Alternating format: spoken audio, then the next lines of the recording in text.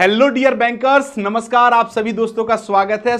आप लोग अगर जेएआईवी नवंबर 2025 एग्जाम को टारगेट कर रहे हैं दोस्तों, तो हमारा जो पेपर 3 एएफएम है वहां पर हमें किन यूनिट्स को टारगेट करना है मॉड्यूल वाइज, जहां से हम अपने न्यूमेरिकल्स को कवर कर सकें।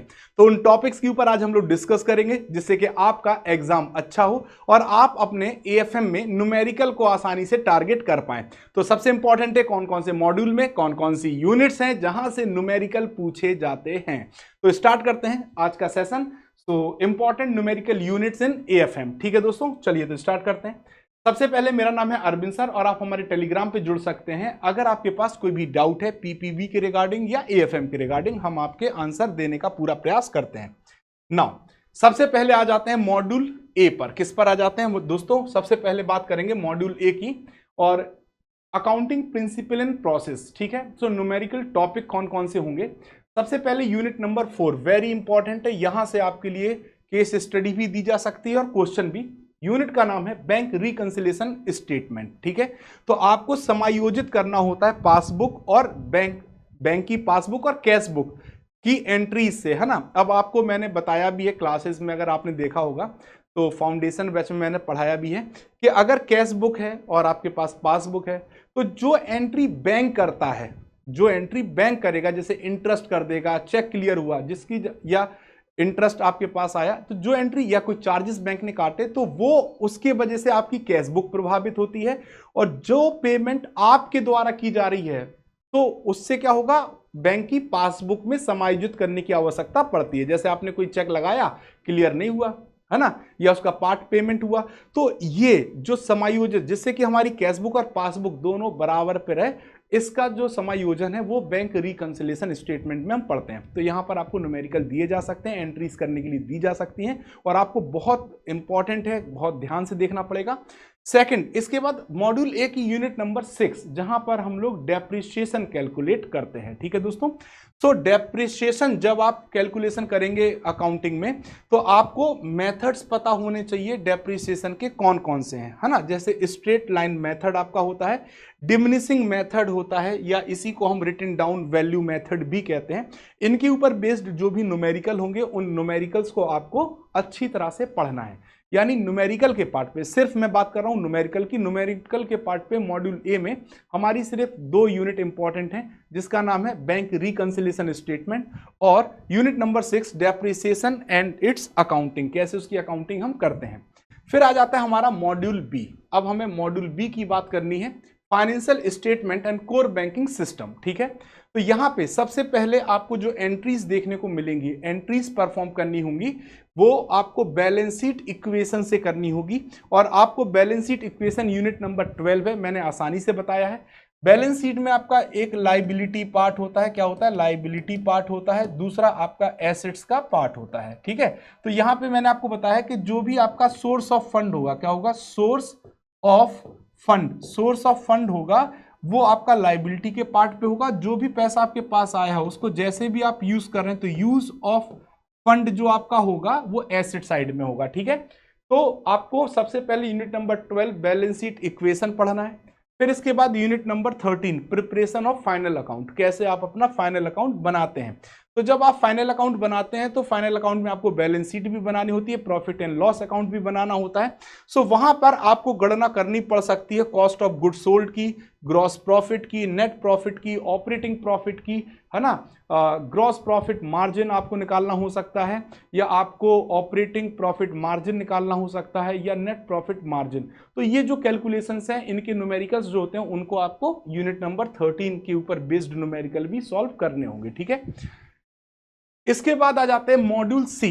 मॉड्यूल सी में आता है फाइनेंशियल मैनेजमेंट। फाइनेंशियल मैनेजमेंट बहुत इंपॉर्टेंट मॉड्यूल है न्यूमेरिकल के पार्ट पे। और सबसे पहले आपको यूनिट नंबर 20 रेशियो एनालिसिस आपको पढ़ना होगा। रेशियो एनालिसिस से ही आपकी न्यूमेरिकल की शुरुआत होती है।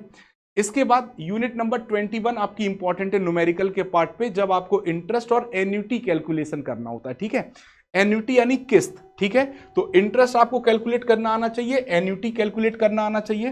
फिर यूनिट नंबर 22 आपको यील्ड टू मैच्योरिटी कैलकुलेट करनी होती है। ठीक है दोस्तों, यूनिट नंबर 23 भी आप लिख लीजिए। यूनिट नंबर 23 में आपको फॉरेन एक्सचेंज से रिलेटेड कैलकुलेशन करनी होती है। क्या करनी होती है? कैलकुलेशन करनी होती है फॉरेन एक्सचेंज से रिलेटेड, यानी financial mathematics of foreign exchange. ठीक है, तो ये भी आपकी इंपॉर्टेंट हो जाएगी। फिर यूनिट नंबर 24 जहां पे कैपिटल स्ट्रक्चर और cost of capital, cost of डेप्ट आपको पढ़ना होता है, WACC, है ना, cost of capital structure, cost of capital, cost of डेप्ट, डेप्ट भी आपको पढ़ना होता है। ठीक है, डेप्ट आपको पढ़ना होता है। साथ ही साथ आपको WACC, ये तो 100% पूछता है WACC, है ना, जो भी वेटेड एवरेज कॉस्ट, है ना, होता है, इसको कैलकुलेट करने का फॉर्मूला भी सिंपल है, तो ये आपको यहां से न्यूमेरिकल सॉल्व करने होते हैं। ठीक है, फिर unit number 25 capital investment decision और टर्म लोन, यहां से भी न्यूमेरिकल आपसे पूछे जाते हैं। तो मेन न्यूमेरिकल के पार्ट पे जो कोर न्यूमेरिकल होते हैं वो आपको यूनिट नंबर 20, 21, 22, 23, 24, 25, 6 यूनिट आपकी बहुत इंपॉर्टेंट हैं।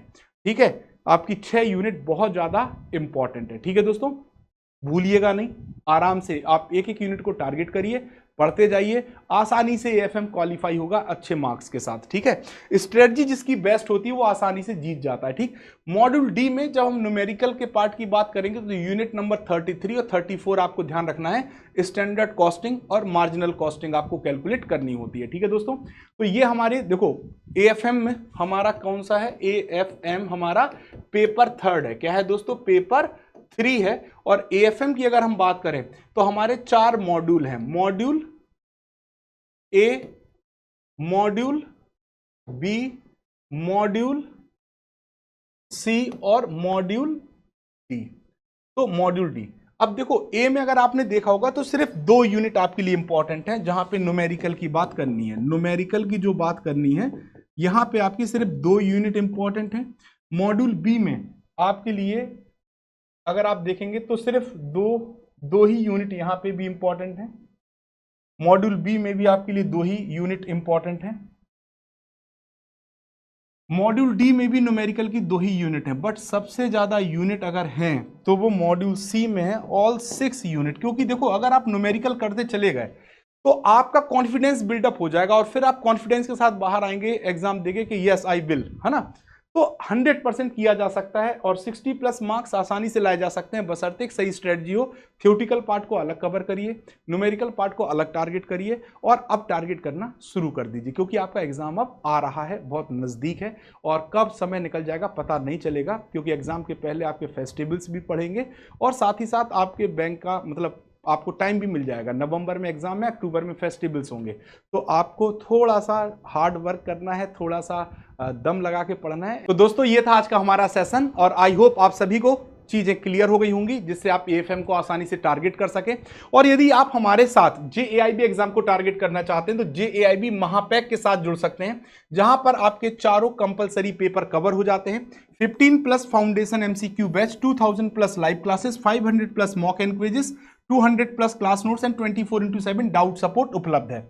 सो 1 ईयर अगर आप सब्सक्रिप्शन को सब्सक्राइब करते हैं 3999 और 2 ईयर को अगर सब्सक्राइब करते हैं तो आप 5999 में सब्सक्राइब कर सकते हैं। साथ ही साथ 6 मंथ महापैक भी अवेलेबल है 2799 रुपए में। ठीक है दोस्तों, आप सभी के लिए हमारे 2 फ्लैगशिप बैच रजिस्ट्रेशन के समय लॉन्च किए गए हैं और वो दोनों ही फ्लैगशिप बैच हैं ऑफिसर्स जेएआईबी फाउंडेशन बैच, जो टारगेट करेगा नवंबर 2025 को लिस्ट प्राइस 1999 में, जेएआईबी एमसीक्यू नवंबर बैच जिसके साथ आपको मिलेगा फाउंडेशन बैच फ्री मात्र 2499 में। तो आप इन बैचेस को सब्सक्राइब कर सकते हैं और जुड़ सकते हैं सिस्टमैटिक प्रिपरेशन के साथ।